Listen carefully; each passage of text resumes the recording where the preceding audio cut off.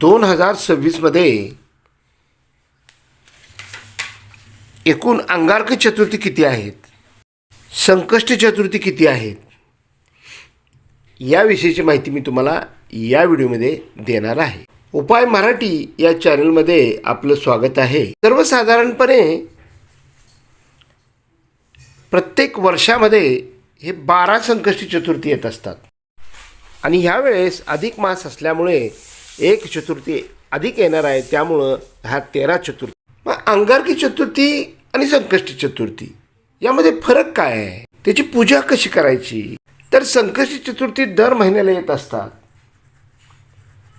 त्या दोन्हीमधला फरक काय आहे त्याचा माझा सेपरेट व्हिडिओ आहे, तो तुम्ही अवश्य पहा. तर अंगारकी चतुर्थी आणि संकष्टी चतुर्थीमध्ये पूजा करताना सुद्धा आपण वेगळ्या पद्धतीने पूजा, एक विशेष पूजा आपण अंगारकी चतुर्थीला गणपती बाप्पांची करायची. त्याचा मी व्हिडिओ पूर्ण करणार आहे की अंगारकी चतुर्थीला आपण करायची जी आपण घरच्या घरी करू शकू. म्हणजे त्याला पुरोहित सांगण्याची गरज नाही किंवा जास्त मंत्रोपचार नाहीत. अगदी साध्या पद्धतीनं आपण कशी पूजा करायची, चंद्रदर्शन कसं करायचं, चंद्राला अर्घ्य कसा द्यायचा, चंद्राची विषयीचे मंत्र, हे सगळं मी त्या व्हिडिओमध्ये सांग. तर अशा प्रकारे आपण ह्या अंगारकी चतुर्थीला आपण पूजा करायची असते. 2026ला योगायोग असा आलेला आहे की अंगारकी चतुर्थी ही पहिल्याच महिन्यामध्ये आलेली आहे. 2026ला जानेवारीमध्येच अंगारकी चतुर्थी आलेली आहे आणि आपण अंगारकी चतुर्थीनं या वर्षाची सुरुवात करायची आहे. यासारखं शुभफळ कोणतंही नाही. गणपती बाप्पा हे विघ्नहर्ता प्रथम पूजनीय आहेत, त्यामुळं आपण प्रथम त्यांचं पूजन करून ह्या वर्षाची सुरुवात आपण चांगल्या पद्धतीनं धार्मिकदृष्ट्या करायची आहे. इंग्लिश महिन्याची सुरुवात. तर आपल्या हिंदू धर्मामध्ये आपण नवीन वर्षाची सुरुवात ही चैत्र गुढीपाडव्याला करत असतो. चैत्र गुढीपाडव्याचे सुद्धा माझे एक विशेष व्हिडिओ मी ह्यावेळेस करणार आहे. त्यामुळे चैत्र गुढीपाडव्याला आपण पूजा कशी करायची, चैत्र गुढीपाडवा आणि संभाजी महाराजांच्या मृत्यूचं काय गुढ आहे, याविषयीची माहिती मी तुम्हाला त्या व्हिडिओमध्ये देणार आहे. सगळ्यात महत्त्वाचं, अंगारकी चतुर्थी जी आलेली आहे ती 6 तारखेला 6 जानेवारीला पौष कृष्ण चतुर्दशी आश्लेषा नक्षत्र आहे आणि त्या दिवशी अंगारकी चतुर्थी आलेली आहे.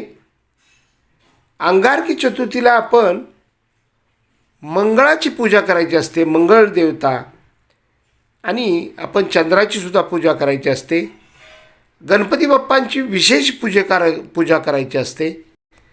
तर 6 जानेवारीला अंगारकी चतुर्थी आलेली आहे आणि त्या दिवशी जो चंद्रोदय आहे, चंद्रोदय हा प्रत्येक भागातला वेगवेगळा असतो, तो तुम्ही कॅलेंडरमध्ये पहा. पण हा जो चंद्रोदय आहे हा पुण्याला धरून मी सांगितलेला आहे, म्हणजे मध्य पुणे धरून. तर हा चंद्रोदय रात्री 9:16 प्रत्येकाने चंद्रोदय झाल्याशिवाय पूजा करायची नसते.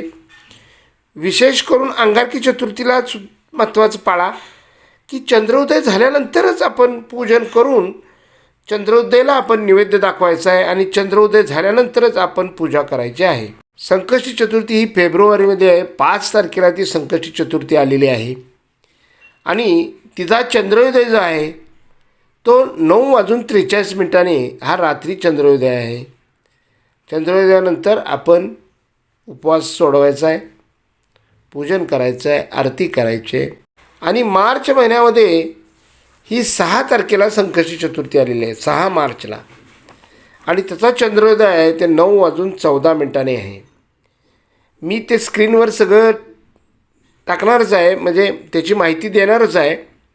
स्क्रीनवर सुद्धा तुम्हाला दिसेल आणि मी सुद्धा तुम्हाला ते सांगणार आहे. एप्रिल महिन्यामध्ये 5 एप्रिलला संकष्टी चतुर्थी आहे आणि चंद्रोदय हा रात्री 9:42. आणि विशेष करून जानेवारीला आणि फेब्रुवारीमध्ये आपण तिलाच 2 महिन्यामध्ये जानेवारी आणि फेब्रुवारीमध्ये आपण तिळाचं सेवन जास्तीत जास्त करायचं आहे आणि तिळाचे तुम्ही मोदक करा, तिळाचे तुम्ही हे करा. तर अशा प्रकारे आपण हे करायचं आहे आणि जास्तीत जास्त तीळ आपल्या आहारामध्ये आले पाहिजेत. स्निग्ध पदार्थ असल्यामुळे आपल्याला त्याची गरज असते शरीराला, म्हणून आपण ह्या पिरियडमध्ये आपण हे तीज म्हणलं जातं त्याला, तर त्या तिळाचा वापर आपण जास्त प्रमाणात करायचा आहे. मे महिन्यामध्ये या वर्षातली दुसरी अंगारकी चतुर्थी आहे. अंगारकी संकष्टी चतुर्थी ही मंगळवारी आलेली आहे आणि ती विशेष आहे. ह्या वर्षी एकूण 3 अंगारकी चतुर्थी आलेल्या आहेत. वर्षाच्या सुरुवातीला, वर्षाच्या मध्यभागी आणि वर्षाच्या शेवटी अशा 3 चतुर्थींचा अंगारकी चतुर्थींचा योग ह्यावेळेस आलेला आहे आणि ह्यावेळेस आपण अंगारकी चतुर्थीची पूजा ही करायची. जास्तीत जास्त गणपती बाप्पांच्या आपण दर्शनासाठी जे काय मोठी मोठी तीर्थक्षेत्र गणपती बाप्पांचे आहेत, अष्टविनायकामध्ये असतील किंवा मुंबईमध्ये राहणाऱ्यांसाठी प्रभादेवीचं सिद्धिविनायक मंदिर असेल, टिटवाळा असेल, अशा जिथं गणपती बाप्पांची पूजा यथासांग केली जाते. पुण्यामध्ये दगडूशेठ हलवायचे गणपती बाप्पा आहेत. त्याचबरोबर कसबा गणपती आहे, जे पुण्यामध्ये गणपती बाप्पा आहेत, जे नवसाला पावणारे गणपती आहेत. लालबागचा राजा आहे. अशा गणपतीचे आपण पूजन जास्तीत जास्त जाऊन करायचं आहे. तर हा झाला मे महिन्यामध्ये अंगारकी चतुर्थीचा मुहूर्त. त्याच्यानंतर जून महिना आहे आणि ह्या जून महिन्यामध्ये सुद्धा एक विशेष महत्त्वाची गोष्टमध्ये त्यावेळेस अधिक मास आहे आणि ह्या अधिक मासामध्ये येणाऱ्या संकष्टी चतुर्थीलासुद्धा आपण विशेष पूजन, जसं आपण अंगारकी चतुर्थीला विशेष पूजन करायचं आहे, तसंच ह्या अधिक मासामध्ये सुद्धा आपण गणपती बाप्पांचं विशेष पूजन करायचं आहे. आणि ह्या संकष्टी चतुर्थीला चंद्रोदय आहे तो रात्री 9:47 आहे. थोडासा उशीर आहे, तरीसुद्धा चंद्राचं दर्शन घेऊनच हे सगळं पुढचं विधी पूजन करायचं असतं आणि नैवेद्य दाखवून चंद्राला मग आपण भोजन करायचं असतं. त्यानंतर जुलैमध्ये आहे संकष्टी चतुर्थी.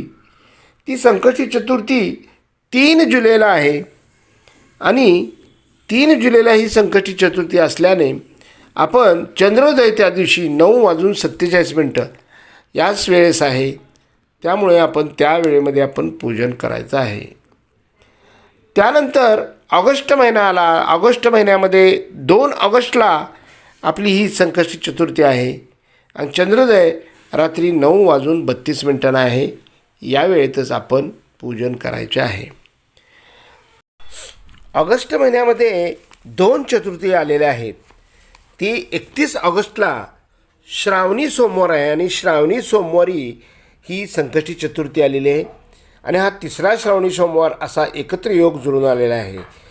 चतुर्थी आणि श्रावणी सोमवार या दिवशी आपण शिवमूठसुद्धा मूग बनवायचा आहे. 3रा शिवमूठ आहे आणि अशा प्रकारे आपण शंकरांची आणि गणपती बाप्पांची आपण पूजा करायची आहे. त्यानंतर आला भाद्रपद महिना म्हणजेच सप्टेंबर महिना. 2026 सप्टेंबर हा 29 सप्टेंबरला पुन्हा अंगारकी चतुर्थी आलेली आहे. म्हणजे एकूण 3 अंगारकी चतुर्थी ह्या वर्षीच्या झालेल्या आहेत आणि अशा प्रकारे हा एक चांगला योग ह्या वर्षी आलेला आहे.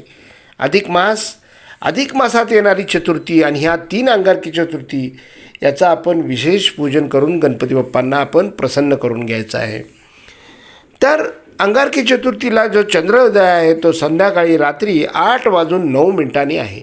2026 ऑक्टोंबर महिन्यामध्ये 29 ऑक्टोंबरला संकष्टी चतुर्थी आलेली आहे आणि त्याला दाशरथी चतुर्थीसुद्धा म्हणतात आणि ती सायंकाळ रात्री 8:48 हा चंद्रोदय आहे आणि या वेळेत आपण पूजन करायचं आहे. संकष्टी चतुर्थी ही 27 तारखेला आहे, 27 नोव्हेंबरला आणि त्याचा जो चंद्रोदय आहे तो रात्री 8:46 आहे.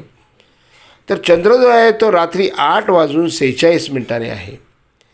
वर्षाची शेवटची जी चतुर्थी आहे ती 26 डिसेंबर रोजी आहे आणि यावेळेस पुष्य नक्षत्र आहे आणि या पुष्य नक्षत्रावर येणाऱ्या चतुर्थीला आपण गणपती बाप्पांची अगदी यथासांग पूजन करून गणपती बाप्पांना आपण प्रसन्न करून घ्यायचं आहे. आणि वर्षाची जी सांगता आहे ती 26 डिसेंबर रोजी आपण ही चतुर्थीने करायची आहे. आणि चंद्रोदय त्या दिवशीचा आहे 8:46. अशा प्रकारे ह्या अंगारकी चतुर्थी 3, अधिक मासातील चतुर्थी 1 आणि ह्या बाकीच्या संकष्टी चतुर्थी हा दुर्लभ योग ह्या वर्षी आलेला आहे. आणि यावेळेस आपण गणपती बाप्पांचं आपण पूजन चांगल्या प्रतीने करायचं आहे.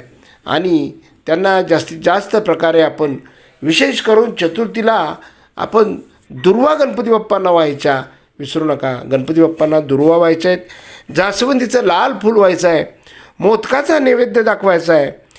ज्या जानेवारी आणि फेब्रुवारीमध्ये तुम्ही तिळाचा नैवेद्य दाखवा. तर अशा प्रकारे आपण ह्या गणपती बाप्पांच्या चतुर्थीचं दर्शन सगळ्यांनी मोठ्या मोठ्या तीर्थक्षेत्री जाऊन घ्या, किंवा घरात आपल्या गावातील गणपती मंदिरात जाऊनसुद्धा घेतलं तरी चालेल, किंवा घरात आपल्या गणपती बाप्पा असतातच त्यांचंही दर्शन घेऊन आपण यथासांग त्यांची पूजा करायची आणि गणपती बाप्पांना प्रसन्न करून घ्यायचं आहे. जर ही तुम्हाला माहिती आवडली असेल तर लाईक करा, कमेंट करा आणि माझ्या चॅनलला सबस्क्राईब करा. तर अंगारकी चतुर्थीला आपण कशी पूजा करायची याविषयीचा व्हिडिओ मी ह्यावेळेस टाकतो आहे, तो अवश्य पहा आणि गणपती बाप्पांना प्रसन्न करून घ्या. ओम गंग गणपती नमः. मंगलमूर्ती मोर्या, गणपती बाप्पा मोर्या, गजानन मोर्या. धन्यवाद धन्यवाद धन्यवाद.